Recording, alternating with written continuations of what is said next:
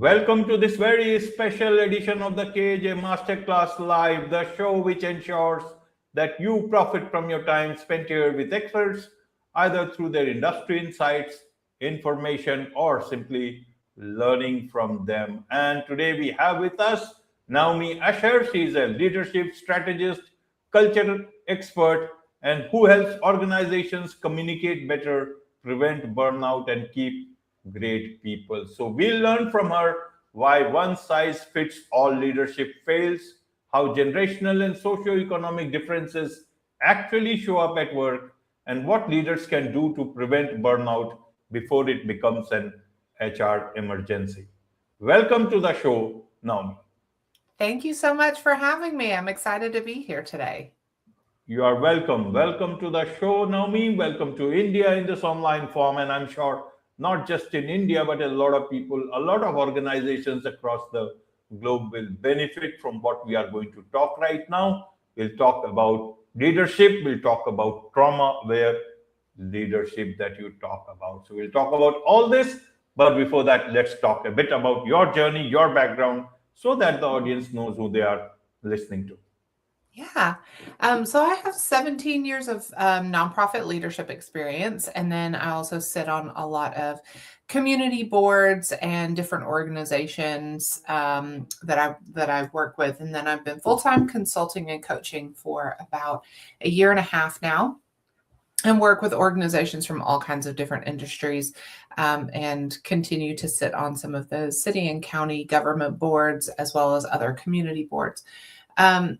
And I'm completing my PhD right now in organizational management and leadership.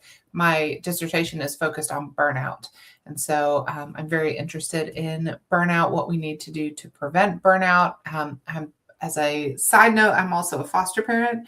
And so working with teenagers, especially that have experienced trauma, is really important to me, and how we bring that into the workplace and have those trauma-informed spaces is obviously a very personal passion of mine as well.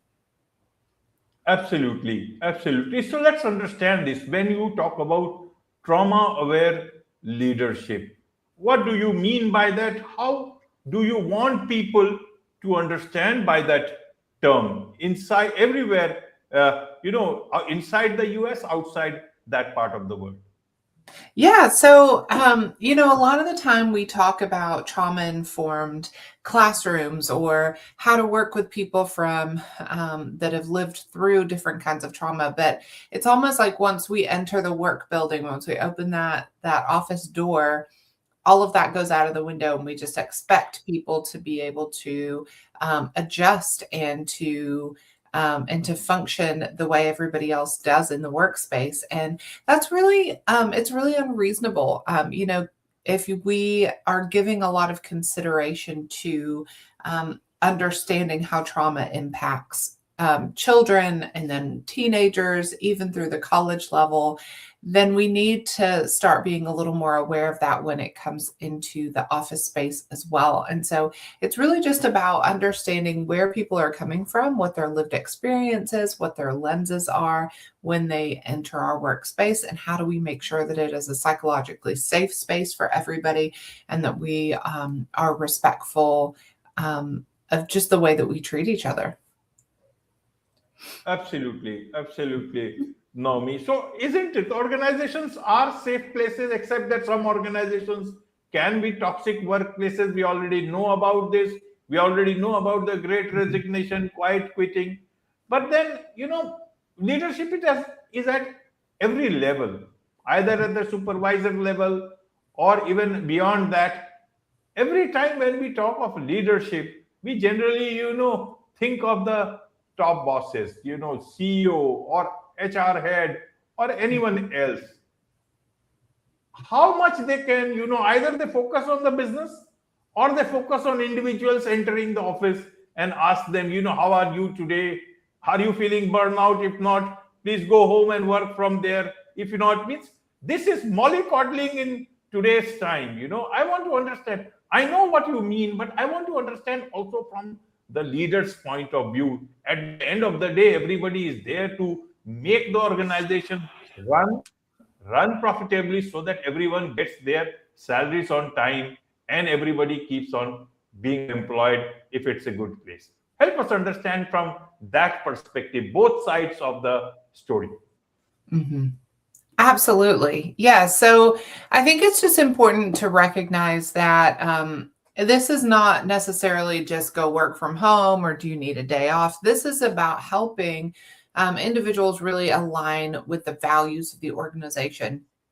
And so if a company doesn't have their values already, that's going to be really clear on every level. And so a company really needs to consider what are the values that we think are important, how we treat each other, how we interact. And this goes all the way down to the customer level. And so if you don't respect your customers, that's going to show all the way through your company, right? So as we start looking at what those values are, it's about finding that alignment between my personal values as an employee and the company values as well.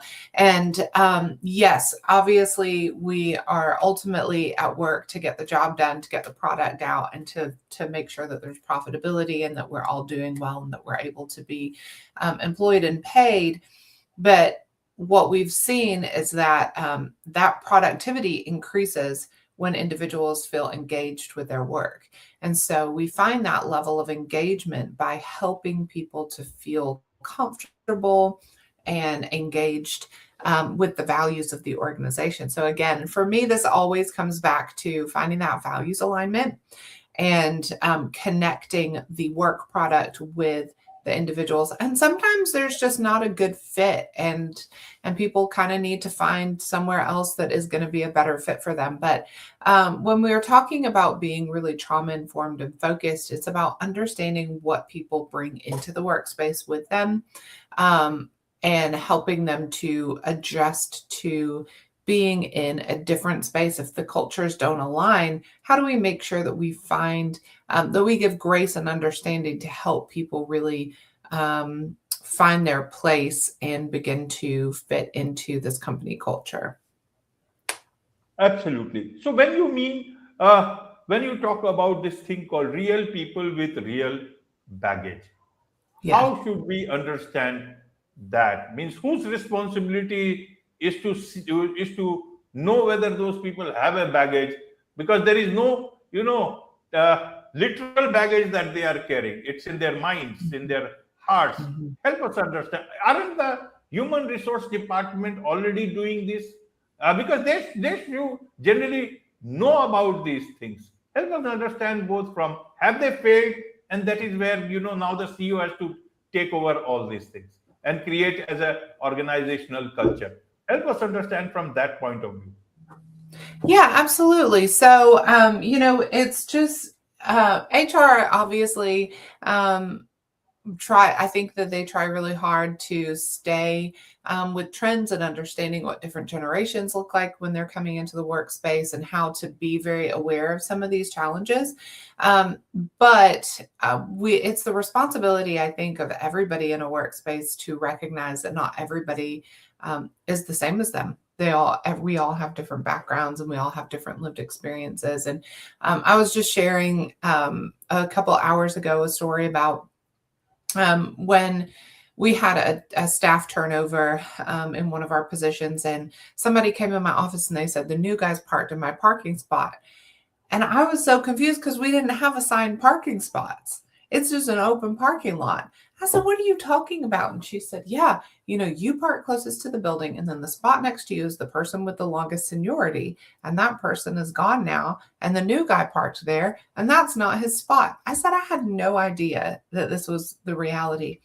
And so I was like, look, I think you're just being dramatic. Don't worry about it. I'll talk to him later. Well, then a few minutes later, another person came in. They said, listen, he's in her spot and now she's in my spot. And so it turned into this huge ordeal, and everybody ended up going outside and moving their cars around. But we just didn't understand. I didn't understand these hidden rules that were already in place in our office building. And so that is such a small thing. Think about how much deeper it may go. And so it could be just the cultural expectation that everybody stays late on Fridays, but I don't know that, and I leave on time. And then everybody gets resentful because who does she think she is leaving on Friday when we all stay late to make sure that everything's done before the weekend? That would be an unclear expectation. Or even what we wear to the office. I was talking to a leader a few weeks ago who said I shouldn't have to explain that you can't wear sweatpants to the office.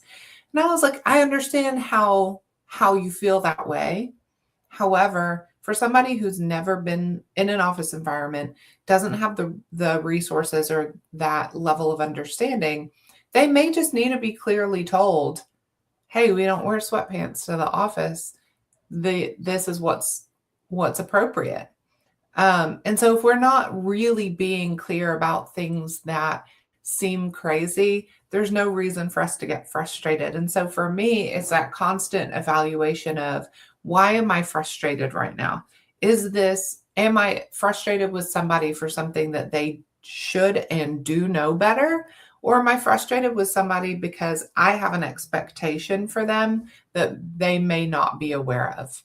And so when we're talking about how to have workspaces that are inclusive of everybody that comes in, we need to understand that everybody's coming from a different lived experience and a different lens.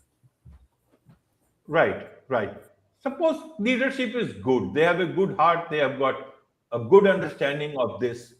But if there are, say, some people or more than, that organizations can deal with, say, with baggage, how do you be nice to them? Trauma aware leadership, at the same time making sure that their baggage is not getting piled onto other employees, impacting other employees, because they also, those who don't have baggage, they also want their own space amidst all these things. For a leader, all employees have to be. How do you set this particular thing? Because those without baggage, they have a different mindset, though they may be also good people. How do you create an organizational culture amidst all these expectations from different sets of stakeholders? Absolutely. Yeah. So I would kind of argue everybody has their own baggage. It just may look different. And so, some of us, and I would say, we've got in our culture this idea that we reward overwork. We reward this kind of hustle culture idea. And so the people who are there early and they always stay late, we reward that. And what that does is it creates this culture of overwork, and that eventually does lead to burnout. And we don't want people who are burned out. We don't want people that just show up because, they're trained to be there early and to stay late and don't have a life outside of that. We want people that are fully engaged and excited about what they're doing. And I think to get there, we have to really stay focused on, again, what is the reason that we're doing what we're doing? And it has to be more than just to make money. And so if we're making a product, how does this product impact people's lives? Why is this something that we are excited about creating? And if it is just we're making money, okay, so what are we allowing our employees to do with that? Because if you're just coming to work, you don't have any time to spend the money that you're making, then you're going to get stuck in that cycle, and that's going to lead to burnout. And so having everybody in an organization really clear about what does their work-life balance look like. And it doesn't need to be the same for everybody, but there does need to be that level of ownership. And I'll say this, when I talk about having a trauma-informed workspace and being understanding of people that come from traumatic experiences or come from different backgrounds, I don't mean that gets to be an excuse or being used for, I can only work 15 hours a week and everybody else has to work 60. That's not what I mean. There's still accountability. There's still ownership. There's still all of those things that are put in place. But instead of immediately getting frustrated and putting people on performance improvement plans or doing write-ups, and continuing to feed into frustration, we need to stop and think about, are there things that haven't been explained? Are there training opportunities or development opportunities that we need to take into consideration as we continue to work with this person, and not just immediately jump to some kind of do this better, very hard and rigid, authority led, um, like boss type responses. We can put some pieces in place to help people understand a little bit better and learn the culture of the organization better. Absolutely, Naomi. So, uh, as a leadership expert, you know about these things. You work with people, organizations. Uh, are they listening? Do they want to implement such things, or is it too much work for them? How is the trend like on the ground? Oh, I think people are really open to it. We're seeing right now, 70% of the younger generation entering the workforce leaves before they even get their first promotion or raise. And so I think that that's really created this, not necessarily panic, but a desire to understand how to work with this generation better. And I think this is all part of it. I was reading a study the other day that said, um, that the younger age demographic, if they have to choose between $120,000 or $250,000, and over here they get to work from home, over here they have to show up to an office every day, they're going to take $120,000 over 250. That blew my mind. This is the first time that we've seen a generation that responds that way. There is not going to be that money motivation just is not there. They want that life balance. They want to feel like they're in a safe space when they come to work. And while I think that there does need to be some development done with the younger generation, that coming to work is something that generations and generations have done. It's okay. You're fine. You can put pants on and show up to work. I think the flip side of that is that we really do need to find new ways to engage with this generation and get them excited and connected to their workspace, so that they want to build those connections with their coworkers and they want to show up.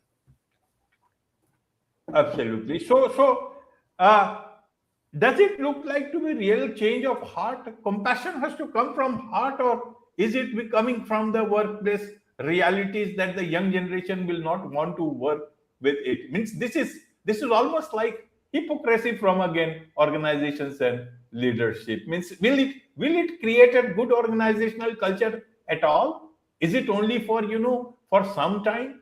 Does it is it going to last? So is such a culture going to last until unless you really understand compassion in the way it is supposed to be? Won't the young generation sense it that these guys are hypocrites? They are just trying to look good instead of being actually genuinely good. Will they then in this way really understand the baggage that everyone comes with? Even leaders come with their own baggage. Mhm. Just some time a year back, they used to talk about a lot about imposter syndrome. Suddenly, all that syndrome is gone. Everything seems to be so good. With due respect to those people who genuinely faced it, help us understand. Means what is the right way to move forward? How do you see this whole compassion thing? Is it going to be just a temporary thing, or is it? How do organizations actually make it long lasting, everlasting? Yeah, so I think what I've seen is that the motivation initially is, yeah, I want to have more employee engagement, or I want to be able to attract younger workers. I want to be able to, that's always going to be the motivation. We want to increase productivity. It's always got to be that bottom line, right? But what I've seen is that as we start talking about it and as we start explaining some of this, can be considered as baggage, or talking with leaders about behavioral patterns, like, did you see this kind of response from somebody? Yeah, that does make sense. I was talking to somebody just a few weeks ago and I said, well, my guess is if you approached it like this would be the response. And they looked at me and said, well, who told you that? I said, nobody told me that. And they said, well, how would you know that? I said, it's a behavioral pattern. And once we're able to understand behavioral patterns of others and how they may respond and react to different things, the interest begins to grow, and that desire to understand other people begins to grow. In general, I think people they do care, right? So we all have some level of humanity. And I think once you start to explain, hey, this person is not just trying to make you upset. This person is not lazy. This person is not just completely careless. Here's what's going on at a deeper level. Once leaders understand that and begin to really dig in to those behavioral patterns and dig into some of those things, that's where the switch flips, and they really begin to get excited about it. And then it does become very genuine because they actually do understand. And once you understand, then you can have compassion. It's hard to have compassion for somebody when you don't understand why their behavior is the way that it is. So I do see this being a lasting change, because I think it's all about, we have older generations, the boomer generation, Gen X. You leave your baggage at the door, right? Like, you never bring your emotions into the workplace. You never bring your personal business into the workplace. You just come in, keep your head down, get your work done, get out. And then what we've seen is with the millennials, and especially now with Gen Z, we're seeing more and more of that. I want to be myself every hour of every day. And if that means that I'm having a bad day, if that means that I'm bringing my lived experience into the workspace, then so be it. And once we begin to understand that, I think there's so much to learn. I think that Gen X and the boomer generation have a lot to learn from younger generations, just like younger generations have to learn from older generations. But that is rooted in understanding and respect. And I think that that once we can get past that initial hurdle of, hey, we've got to have respect for each other, and now we can understand each other, that's when that true culture can really begin to grow. And I do see it being a long-lasting shift in the workspace. Absolutely, absolutely, Naomi. So, when do you come into the picture? Where do you come into the picture? Is it when everyone has left and the leader is the only one left? How does it work? Well, I hope that it's before everybody leaves. But if that's what it takes to make the call, then that's fine too. I love stepping in. I'm working with a leader right now who has been a CEO for 25 years, and this is the first time she's had the level of conflict on her staff that she has. And so, and it's really, again, it's just rooted in that misunderstanding. And so I think at any step in the journey that we reach, that we realize we need a little bit of help, we need some support, we need to learn how to understand each other a little bit better. That's where I love to jump in and help teams move into high performance. Wonderful. And there's so much to learn about all this, and I'm sure a lot of leaders would want to connect with you, learn more from you, about you, be your client. What's the best way for them to do so?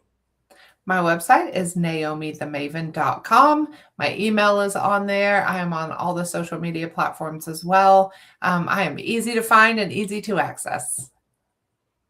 Absolutely. With this, it's a wrap on this very special edition of the KAJ Masterclass Live. Thank you so much indeed for joining us. Thank you so much.